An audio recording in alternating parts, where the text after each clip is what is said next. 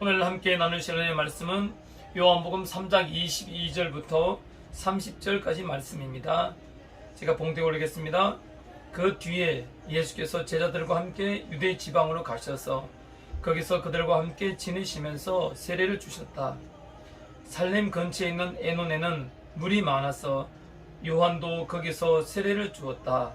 사람들이 나와서 세례를 받았다. 그때는 요한이 아직 옥에 갇히기 전이었다. 요한의 제자들과 어떤 유대 사람 사이에 정결 예법을 두고 논쟁이 벌어졌다. 요한의 제자들이 요한에게 와서 말하였다. 랍비님 보십시오. 요단강 건너편에서 선생님과 함께 계시던 분, 곧 선생님께서 정언하시던 그분이 세례를 주고 있는데 사람들이 모두 그분에게로 모여듭니다. 요한이 대답하였다. 하늘이 주시지 않으면 사람은 아무것도 받을 수 없다. 너희야말로 내가 말한 바 나는 그리스도가 아니요 그분보다 앞서서 보내심을 받은 사람이다 한 말을 증언할 사람들이다. 신부를 찾아낸 사람은 신랑이다. 신랑의 친구는 신랑이 오는 소리를 들으려고 서 있다가 신랑의 음성을 들으면 크게 기뻐한다. 나는 이런 기쁨으로 가득 차 있다. 그는 흥하여 하겠고 나는 쇠하여야 한다. 아멘. 자, 22절부터 30절은 세례 요한이 순교하기 전 마지막으로 예수님을 증언한 부분입니다. 예수님의 초월적 신분은 물론이고 인간에게 요구하시는 바 철저한 중생의 필요성에 대해서 1장에서 3장에 걸쳐 거듭 역설한 후 성경은 오늘 본문 요한복음 3장 22절에서 30절에서 다시금 증거자 세례 요한에게로 방향을 돌리고 있습니다. 자, 이후의 세례 요한은 요한복음에서는 더 이상 등장하지 않습니다. 세례 요한이 예수를 증거한 그 요지는 27절에서 예수님께서 지니신 그 권위는 하늘로부터 온 것이며, 그리고 28절에서는 이제부터는 세례 요한의 제자들도 그리스도를 증거해야 하며, 29절과 30절에서는 세례 요한의 사역은 다 끝났고 이제부터는 예수 그리스도의 사역이 시작된다고 하는 것이 오늘 세례 요한이 증거한 바로 요지인 것입니다. 자, 우리 22절부터 보겠습니다. 22절 읽어보겠습니다. 그 뒤에 예수께서 제자들과 함께 유대 지방으로 가셔서 거기서 그들과 함께 지내시면서 세례를 주셨다. 자, 예수님께서 유대 지방으로 가셔서 거기서 제자들과 함께 지내시면서 세례를 주셨다고 했는데요. 자, 예수님께서 세례를 베푸셨다는 기록은 사복음서를 통틀어서 여기에만 나오는데요. 자, 4장 2절 말씀에 요한복음입니다. 4장 2절 말씀에 이렇게 되어 있습니다. 사실은 예수께서 직접 세례를 주신 것이 아니라 그 제자들이 준 것이다 라고 기록하고 있습니다. 이것을 미루어 보건대 실제로 세례를 베푼 자는 예수님의 제자들이었을 것입니다. 근데 왜 예수께서는 몸소 세례를 베풀지 않고 제자들에게 대행시켰을까요? 아마도 제자들이 훗날에 오순절의 성령 체험을 하고 난 후 죄 사함을 얻게 하는 세례를 베풀어야 할 것이었기 때문에 아마도 제자와 훈련 차원에서 미리 그렇게 하시지 않으셨나 생각됩니다. 이렇듯 예수님은 우리가 이 땅에 살면서 천국에 사는 백성으로서의 충분한 훈련을 원하신다고도 볼 수 있겠습니다. 따라서 우리는 이 땅을 언제든 떠나는 연습을 해야 합니다. 이 땅에 집착하지 말아야 합니다. 그것이 우리 힘으로는 역부족하기에 하나님은 사랑하는 백성들을 어떻게 하든 함께 하시려고 그 집착을 버리게 하시기 위해서 하나님 편에서 우리에게 온갖 고난을 주신다고도 볼 수 있겠습니다. 만약에 이 땅에서 하는 모든 일이 너무너무 잘 되어서 하나님 없이도 살 수 있다고 생각하거나 아니면 너무 풍족하여서 하나님을 떠나는 사람이 있다고 한다면 그 사람은 축복을 받은 사람이 아니라 저주를 받았다고도 볼 수 있겠습니다. 우리의 영원한 삶은 이 땅이 아니라 새하늘 새 땅의 천국의 삶임을 명심하시기 바랍니다. 지금 하나님이 주시는 훈련의 시련을 받고 계신다면 기뻐하시고 감사하시기 바랍니다. 하나님의 택한 백성이라는 증거이기 때문입니다. 세례를 주려면 물이 필요합니다. 예수님 오늘 본문에 물이 많은 에논에서 세례를 베풀었다고 하고 있습니다. 자, 우리 23절입니다. 살렘 근처에 있는 에논에는 물이 많아서 요한도 거기서 세례를 주었다. 사람들이 나와서 세례를 받았다. 살렘 근처에 에논이 있다고 했는데 이 두 지명이 현재의 어느 위치를 가리키는지는 분명치 않습니다. 하지만 성경 해석에 있어서 그리 중요한 부분은 아닙니다. 거기에 물이 많아 예수님께서 제자들에게 함께 가셔서 세례를 베푸셨습니다. 그런데 요한도 거기서 세례를 주었고 많은 사람들이 나와서 세례를 받았다고 합니다. 자, 24절입니다. 그때는 요한이 아직 옥에 갇히기 전이었다. 그때는 세례 요한이 세례를 베풀 때를 얘기합니다.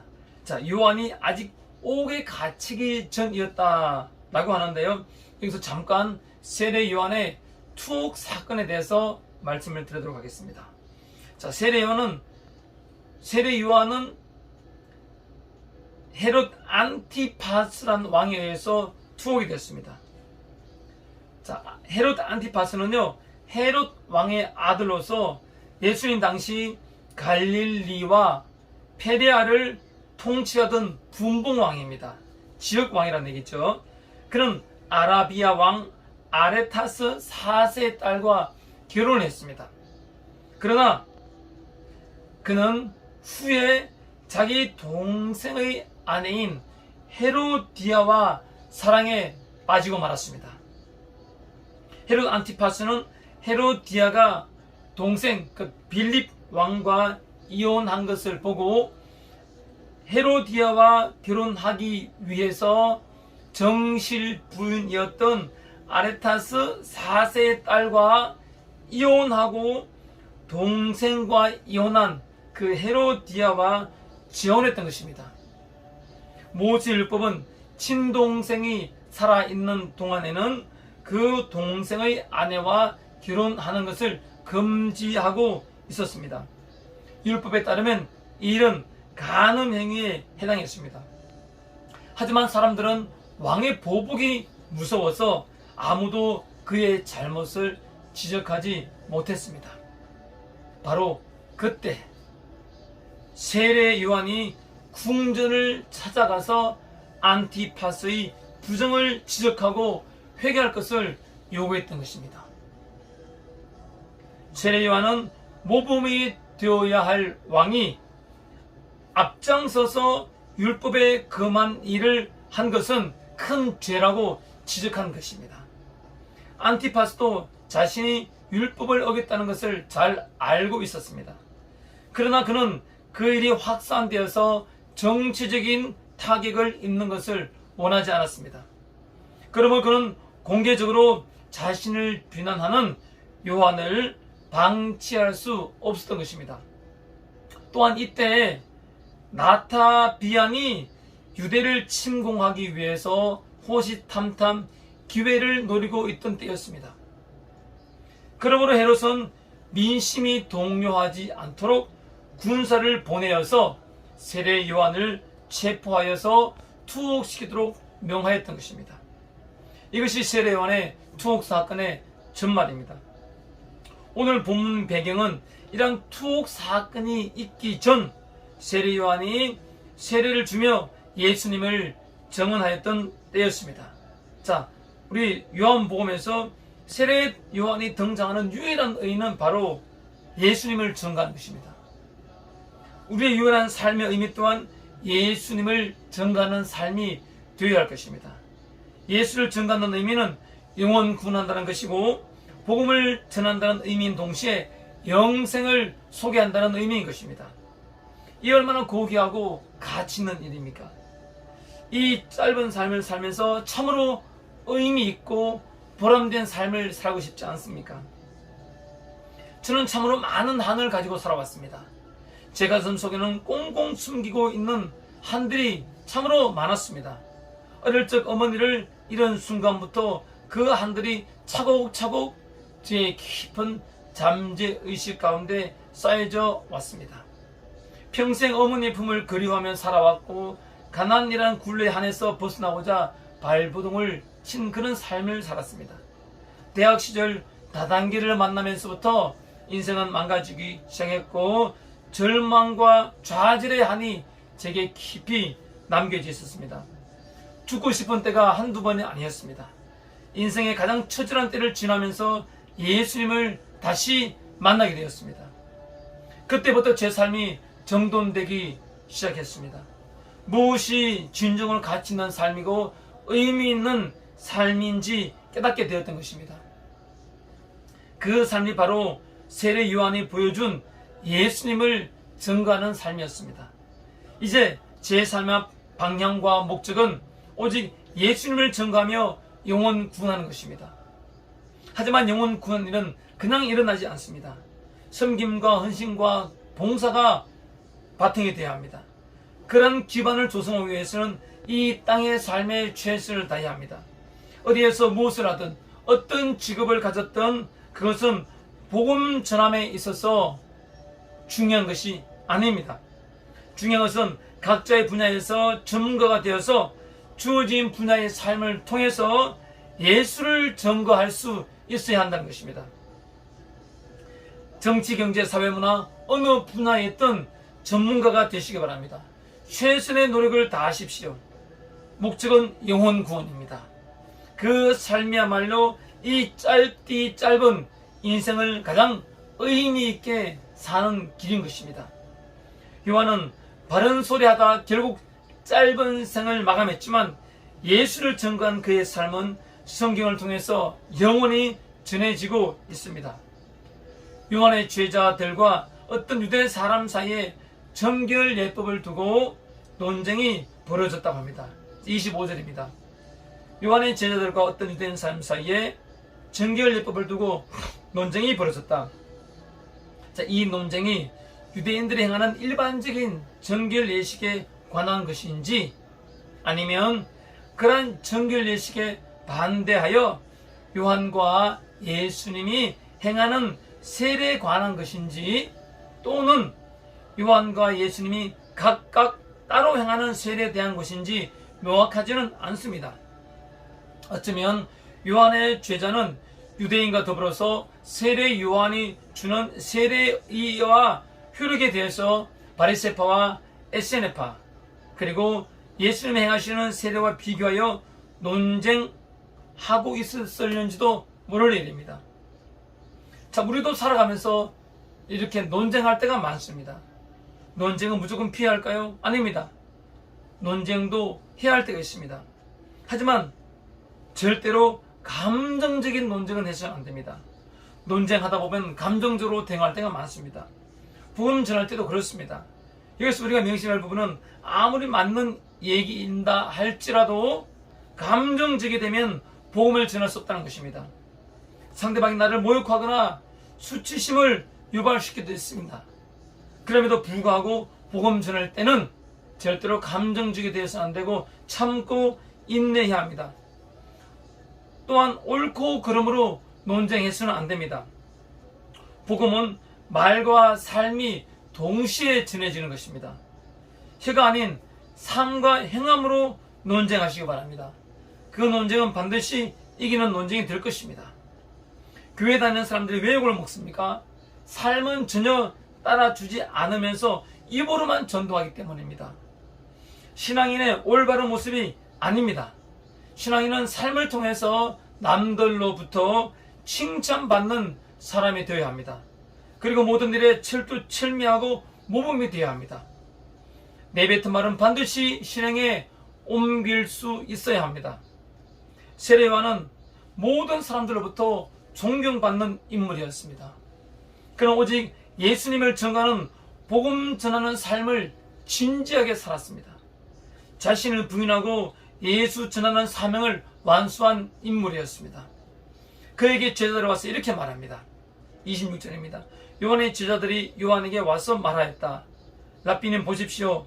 요단강 건너편에서 선생님과 함께 계시던 분, 곧 선생님께서 증언하신 그분이 세례를 주고 있는데 사람들이 모두 그분에게로 모여듭니다. 요한복음 1장 19절에서 28절을 볼 때 세례 요한은 요단강 건너편인 베다니에서 하나님이 아들인 예수님이 메시아이심을 증거하였고 또한 예수님께 직접 세례를 베푼 인물이었습니다. 그렇기에 세례 요한의 제자들이 보기에 예수님은 세례 요한에게 빚을 진 자요 감사해야 할 자였던 것입니다. 하지만 사람들이 예수님에게로 더 많이 몰려가니 그들의 눈에는 예수님이 도리어 세례 요한의 명성을 떨어뜨리는 경쟁자로 나선 것처럼 보였을 것입니다. 그들의 스승인 세례 요한은 예수님에 대한 증언을 지금까지 계속해 왔는데 그럼에도 불구하고 그의 제자들은 그러한 증거에 대해 긍정적인 자세를 취하지 못했던 것 같습니다. 왜냐하면 세례 요한의 제자들이 세례 요한에게 이렇게 말합니다. 랍비님 보십시오 라고 말하고 있는데 여기에는 예수님의 제자들이 세례를 베푸는 행위에 대해서 상당히 흥분하고 분노를 느끼고 있었음을 보여주는 뉘앙스가 있기 때문입니다. 랍비님 보십시오. 또한 사람들이 모두 그분에게로 모여듭니다 라는 말 속에는 사람들이 지금도 계속해서 나아가고 있다는 뜻을 내포하고 있습니다. 그도 그럴 것이 마가복음 1장 45절 후반절을 보면 사람들이 사방에서 예수께로 모여들었다 라고 하고 있습니다. 갈릴리 사역 동안에 예수님의 이러한 인기는 하늘을 찌르듯했음을 잘 말해주고 있습니다. 따라서 세례 요한의 제자들에게는 예수님이 시기와 질투의 대상이 되었던 것이라 볼 수 있겠습니다. 그러나 시기와 질투하는 제자들과는 달리 세례 요한은 예수님을 더 높입니다. 27절입니다. 요한이 대답하였다. 하늘이 주시지 않으면 사람은 아무것도 받을 수 없다. 세례 요한은 높아가는 예수님의 명성에 대해서 시기하는 마음을 갖기는커녕 오히려 예수의 모든 사역이 바로 하나님께 그 기원을 두고 있다는 점을 역설하고 있습니다. 우리 역시 마찬가지입니다. 우리가 우연히 이 땅에 온 것 같지만 하나님의 뜻에 따라 온 것임을 우리는 알아야 합니다. 우리 모두는 하나님이 보내신 자들입니다. 하지만 그것을 깨닫는 사람이 있고 깨닫지 못하는 사람이 있습니다. 깨닫는 것도 하나님의 도움이 있어야 합니다. 여러분, 우리 이 사실을 정확하게 깨달아야 합니다. 내가 땅에 온 것은 하나님의 뜻이란 것을요. 우리가 물건을 만들 때 그 목적이 있듯이 우리도 이 땅에 보내진 삶의 목적이 있다는 것입니다. 하나님께서 보내신 목적이 있다는 뜻입니다. 그것은 바로 하나님께 영광을 올리는 삶, 복음 전하여 영혼 구원하는 삶이 바로 그것입니다. 오직 예수를 증언하는 삶이 우리의 사명인 것입니다. 예수님께로 많은 사람들이 모여들자 시기와 질투로 가득 차 있는 제자들에게 요한은 이렇게 말합니다. 너희야말로 내가 말한 바 나는 그리스도가 아니요 그분보다 앞서서 보내심을 받은 사람이다 하는 말을 증언할 사람이다. 많은 사람들이 세례 요한 자신을 메시아로 오해하는 데서 비롯되는 모든 혼란을 없애기 위해서 자신의 제자들에게 분명하게 확언하고 있습니다. 너희야말로는 원문상 강조법입니다. 이제 너희는 그동안 내 설교를 귀담아 듣고 그 의미를 헤아렸기에 이제 너희야말로 내가 그리스도가 아니고 예수님보다 앞서서 보냄을 받은 사람에 지나지 않는 자임을 증언할 사람들이 바로 너희다라고 강조하는 것입니다. 이 말씀을 우리에게 한번 적용해 봅시다. 우리야말로 이제 예수님을 증언할 자라는 것입니다. 예수님을 증언하기 위해 불철주야 노력하고 최선을 다해서 자신의 분야에서 타의 추종을 부리는 사람이 되어야 한다는 것입니다. 우리야말로 예수님의 증인에 대해서 부활과 영생의 삶을 전해주어야 할 삶을 가지고 있는 사람들임을 명심하시기 바랍니다. 세례요한은 예수님을 증언한 자신이 얼마나 기쁨을 가득 찼는지 이렇게 말을 합니다. 29절입니다. 신부를 찾아내는 사람은 신랑이다. 신랑의 친구는 신랑이 오는 소리를 들으려고 서 있다가 신랑의 음성을 들으면 크게 기뻐한다. 나는 이런 기쁨으로 가득 차 있다. 신부는 교회고 신랑은 예수님을 상징합니다. 세례요한은 자신을 신랑의 친구라고 표현했습니다. 신랑의 친구는 신랑 오는 소리를 들으려고 애를 씁니다.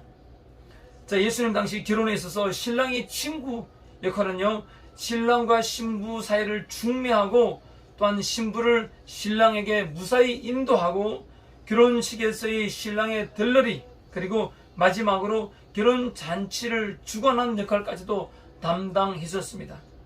이렇듯 당시 결혼 풍습에 신랑의 친구는 매우 중요한 역할을 담당했던 것입니다. 결혼에 있어 문제가 없도록 얼마나 노심초사했겠습니까?